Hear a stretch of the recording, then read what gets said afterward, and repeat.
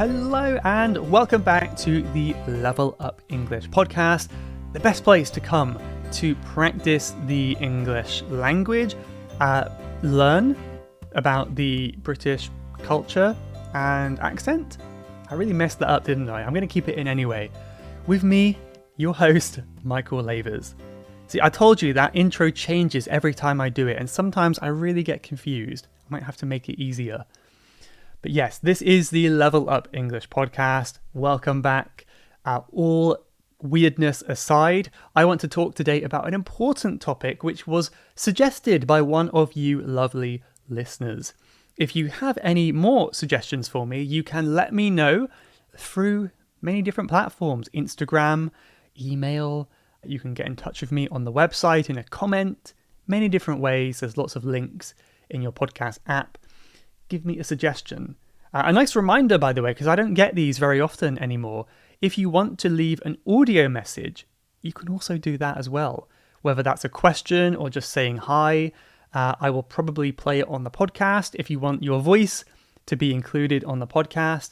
So you can go to levelupenglish.school/podcast.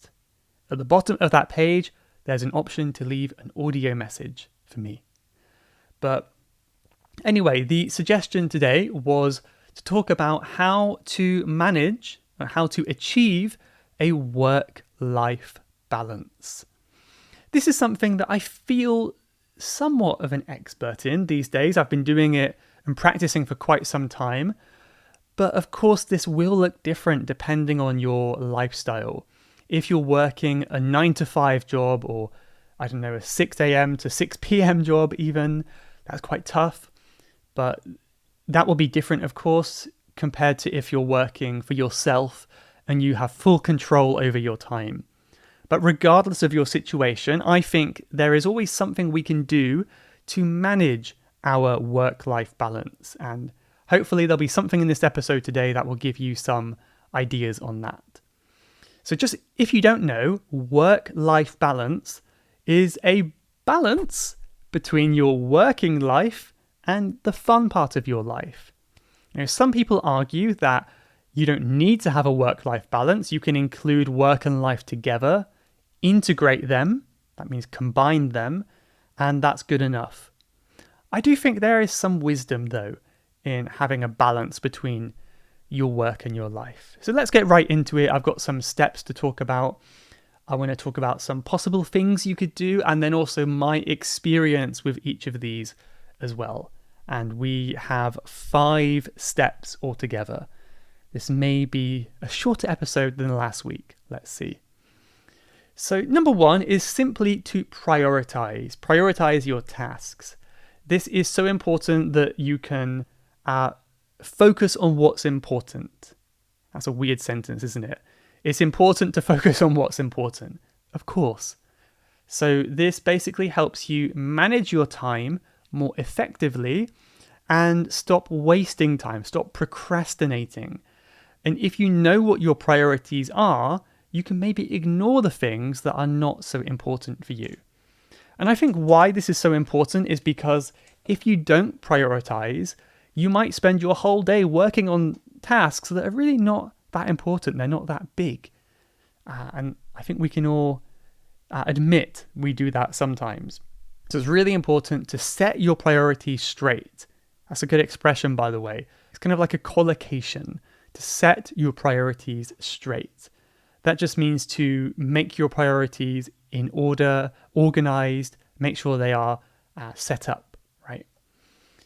So my experience with setting your priorities straight is accepting that there are things that I will not have time for. And this will change depending on what chapter of life you're in right now.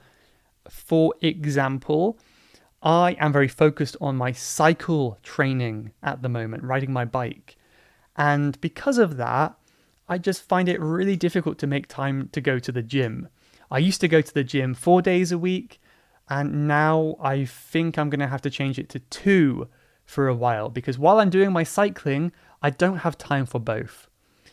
And I think we should I should be careful actually saying I don't have time, because this is a common excuse. I think rather than saying I don't have time, I should say it's not a priority. I believe that we all have time to do one thing. We all have time to go to the gym. Everyone has time to learn a language, but we don't have time to do everything. And that's my opinion. So if you say you don't have time to learn English, I might say, well, I think you probably do. If you look at all the time you spend in the week, I'm sure you have at least 10 minutes every day to spend on English, but maybe you're spending that time doing something else instead. And honestly, my learning is a little bit like this. I would love to get really fluent in Japanese, but I think it's going to be very difficult for me because I've kind of accepted it's not really my priority. I've got a few different things I want to focus on. I tend to put health above language learning. These days I do, in this chapter of my life. I would rather be healthy than speak fluently. Maybe it's the same for you. Maybe you put health then English learning. Or maybe you disagree. That's also fine. Maybe English is number one priority. Whatever the case is, whatever your priority is, just make sure you're focusing on that. Be really, really clear on your number one priority. So number 2 is to set boundaries. Set a boundary. So a boundary is like a border between something, and in this case we're talking about time or tasks. So I think it's really beneficial if you can create a clear boundary, a distinction between your work and your personal life. So this could mean having a specific time where you stop working and you are really, really strict about that time, right? So the key word here is boundary, like a border or a limit. So my experience with this one is I've been quite strict with myself and I've really benefited from that. I'm not always strict. I do make exceptions. When I'm very, very busy, I do go overtime, and I'm not sure if it's a good idea. I get a lot of work done, but it's not good for my work-life balance. So I'm still a little bit undecided, but generally, I'm quite strict. And I think the reason for that is because if you don't set clear boundaries, you might feel like you can never fully switch off and relax, right? So if I say, I'm going to keep working until I finish my work, well, my work will never be finished. There's always more work to do. And I might finish at 6 or 7 p.m. and then I go to have dinner. But when I'm having dinner, I'm still thinking about work. I'm still feeling guilty that I'm not working. So a good solution to that is to set these boundaries. I used to say that 5 p.m. was my boundary. But you know what I did? I did something a bit unusual that actually was, I think, a really good idea for me. I now set my boundary at 2 p.m. 2 p.m. And you might think, Michael, that's so lazy. You only work for a few hours every day. But I found that when I worked until 5, 9 to 5 or whatever it was, 8 to 5, that the work I got done in that time is the same as the work I get done between 8 and 2, right? So the kind of the more time restrictions you have, for some people, the faster and more focused you can work. And I found that was true for me. When I had the whole day, I would spend some time on emails, I'd get distracted, I'd go look in the kitchen for some food, and it would take up a lot of time. But if I know that I only have, 5 or 4 hours to do one task, then I'm going to work much, much harder and be totally focused on that task. And I think that's been so beneficial for me. So there's a bonus tip there. In some of your work, consider, is it possible to do something in less time without sacrificing the quality? Another thing that I do is I don't do any work on a Saturday. I try my best to make Saturday a work-free day, and that's a really important boundary for me to have, to just totally let's say disconnect and have a day without thinking about work. Even if you enjoy your work like I do, it's important, I think, to have some time where it's not even going to bother you. And Sunday, I kind of try to warm up again, and it's not really a work day. I just do emails and little things, but I don't do anything too big on a Sunday. So set boundaries. The third tip is to delegate where possible. So one word here is to delegate. To delegate is when you ask for help or you get help from other people. You're telling others to do specific tasks for you. This could be asking someone for help, or it could be paying someone for help. Usually delegating is something that's done by company managers, but I think anyone can delegate, really. So the tip here is don't try to do everything yourself. Learn to give up some tasks and delegate things that maybe you don't enjoy, that you're not good at, or something else. It could be related to your work or your home. I've got some friends who have a cleaner, for example, because they don't like cleaning, they're not good at cleaning, so they pay someone to clean for them. I like cleaning, so I don't really want to delegate it, but there's some options like that here, so you can focus on what is truly important for you.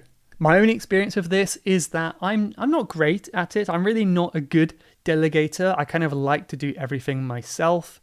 I'm sure many of us can relate to that.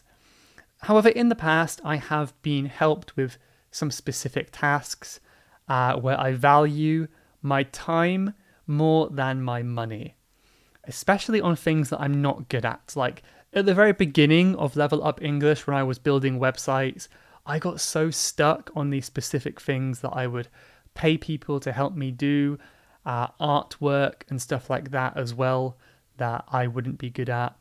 The logo for Level Up English, I delegated that and got a professional to help me with the logo, because if I made a logo, it would take many, many hours and it wouldn't look good. So there's some things where delegating, it really is worth the time. It's not worth the time. That's the whole point. It's not worth the time, but it can be worth the money. I don't delegate too much, honestly, but I do have some amazing help from amazing teachers on the group classes at Level Up English. So we have a few teachers at the moment who are teaching on Saturday, for example, because I don't work on Saturday. And say if I'm on holiday, one of these great teachers will help and they'll take over my lesson on Friday. So that is another example of delegation. So think about yourself in your own life. What tasks do you hate? What task are you not good at? And is there any way you can delegate it to somebody else for money or for free? Think about some possibilities. Two more now, which are quite similar. Number 4 is to practice mindfulness. Mindfulness is something I spoke about, I believe, way back in episode 4 of the podcast, which is connected to meditation. If you're mindful, it means you're being present in the moment. You're not thinking about the past. You're not worried about the future. You're in the moment. And this can happen whether you're working on something or whether you're with your loved ones or your friends or family. If you're mindful, it can reduce your stress levels and make you happier. My experience with mindfulness is daily meditation practice, but also throughout the day, try to take a breath. Just take a moment to breathe in and breathe out, and maybe if you can consider what I'm doing. How important is this task? Sometimes we tend to get really stressed about things, and then when we're mindful, we might come to realize, this is actually not very important. It's not worth risking my health for this task, right? That's a good tip. The final tip is something that is maybe good for your computer, but also good for you, and this is to unplug regularly. To unplug just means to pull the plug, right? So I can show you. I have a plug here for my computer, which is a bit old and needs to be replaced. But if you're watching on YouTube, this is my charging cable for my computer, which is not in at the moment. I unplugged it and my computer is now on the battery. But if we're talking about people, to unplug just means to disconnect, take a break. So unplug from technology, that means take a break from technology. So when you do have your free time in the evening on Saturday, then make sure you're spending less time on your phone, on your devices. That's going to help your mental health as well. And allow yourself to recharge, just like my laptop will do when I plug in this cable. Your body needs to recharge as well. And you can do that with personal connections, with people, and with your hobbies as well. So it's very important to unplug. Just remember that image of pulling out the wire in your brain to avoid being too stressed. As I said, my experience with this is on the weekend, I tend to use screens less. I don't spend too much time on my phone on the weekend. I don't spend much time on my laptop either. Generally, about 1 week every year, I will have no screens, no phone, no internet for 1 week. And that's really beneficial for me. I think it's amazing. Just 1 week can improve your whole year without phones. That can be really nice. And another thing that I'm going to do shortly after this recording today is just go outside. In the afternoon, I'll go out, enjoy my life, do what I like, maybe go to a cafe, read a book, make time for some hobbies, go cycling, make time for friends as well. And I think this is the final question that I will end this tip on is, are we living to work or working to live? Think about that phrase if you haven't heard it before. So we want to work to live, right? So life is the main thing, and we work so we can have a good life. It's not a great situation if you're living to work, like your whole life is about your work. That can be a bit depressing, I think. Do you agree? I think most of you will. So regardless of our situation, even if you have to work 12 hours a day, it's often a mindset thing, right? It's not about working fewer hours, it's about your mindset. So living to work or working to live. Let's end with a few bonus tips here. I wrote down a couple bonus tips to end with. One is learn to say no. If you get asked to go to a meeting, to do some event, some project, do you have to say yes? I think it's really nice if you can learn to say no, unless you really, really want to say yes. Because if you say yes to everything, you will have no free time. So learn to say no to people. Another one is to schedule downtime, that means relaxing time, into your calendar. This is what I do. I've got some cycling scheduled for the afternoon today, as I said.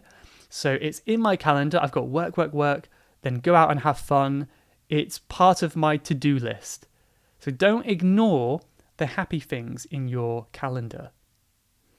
And finally, find a schedule that works for you. This goes for language learning. It goes for anything. I always say, we're all different. We're all unique. You need to find a schedule that works for you. Maybe having a break on Saturday is not what works for you. Maybe you want to work all night. Maybe you're different from me, but just learn what you like and go with that. Okay. I think I'll end it here. I need to unplug after this episode. So let's finish up now with 3 reviews, again from all over the world. This one is from Cool Dreamer Loves Coffee. And they said, "Hi Michael, your podcast is amazing. You mentioned you're learning Chinese. Out of curiosity, are you learning the traditional or simplified one?" I'm learning the tradition... No, I'm not. That's a lie. I'm learning the simplified Chinese at the moment. Simplified Mandarin Chinese at the moment because I think it's more useful. It's more widely used, of course. But I do have experience with traditional. I used to learn Cantonese, and I also am learning Japanese. So Japanese tends to use more traditional characters. So even though I'm learning simplified, I feel like I can get by with traditional as well. But yeah, simplified is the answer. So thank you very much to your review. One from Dark and Hard. And this one says, thank you for all the excellent efforts that you've been doing for us. You're enthusiastic about a lot of interesting ideas and topics, which is the big reason why I like listening to this podcast. I find it really brought to me attention. Of course, you have the unique, nice voice and moderate speaking speed. It really helps me practice my spoken skills when I do the shadowing after you. It also helps me reinforce the structure of my sentences. You've shared many viable opinions throughout your podcast, which inspired and empowered me a lot. By the way, I think I'm the only follower from China. Am I? Thanks again. Well, thank you very much, first of all. That is a really nice review. Really appreciate it. Glad you're benefiting. I'm sad to say you're not the only follower from China. We did lose quite a few followers when the podcast is no longer really available in China anymore. But we still have a lot of Chinese followers. And I know we're going to get some nice reviews from you now that I've said that. In fact, I think next week we have a nice Chinese review. But yeah, thank you anyway. Really appreciate that. If you can spread the word in China, that will be nice. And one more here from, it sounds like German here. Ich bin G. That maybe means this person is called G, from South Korea, who says, I recently found out about this podcast and listening to Michael's episodes became one of my favorite daily activities.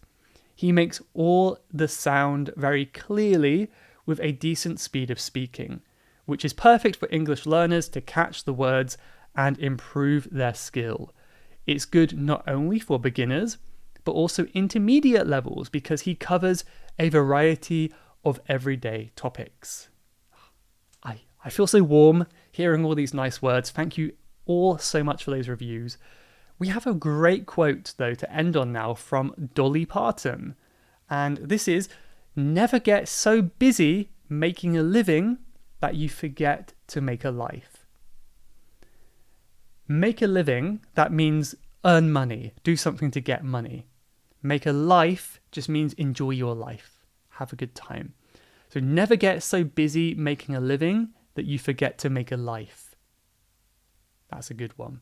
Don't get so busy with work that you forget to enjoy your life, basically. I think we all need that reminder from time to time, don't we? Thank you for watching or listening to this one. Really hope you enjoyed it. Great to hang out with you again. I will see you in the next one. Goodbye. You have been listening to the Level Up English podcast. If you would like to leave a question to be answered on a future episode, then please go to levelupenglish.school/podcast. That's levelupenglish.school/podcast. And I'll answer your question on a future episode. Thanks for listening.